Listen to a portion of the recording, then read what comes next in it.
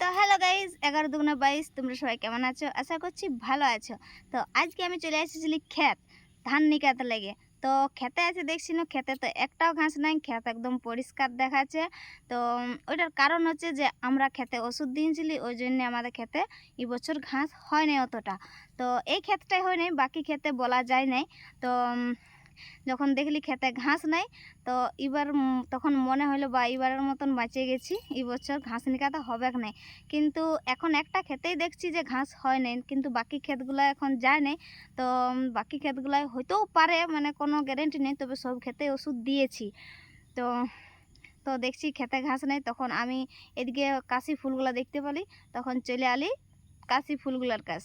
তো দেখো কত সুন্দর ভিউটা, দেখো কাশি ফুলের, দেখছো কত সুন্দর দেখাচ্ছে, দেখো গোটাটাই চারোধার একদম কাশি ফুল আছে, দেখছো চারোধার। আর এত সুন্দর মানে সাদাই দেখাচ্ছে, কাশি ফুলগুলো একদম সাদাই দেখাচ্ছে, দেখো দেখতে এত সুন্দর লাগছে না। তো কেমন লাগছে বন্ধুরা অবশ্যই কমেন্ট করে জানাবে।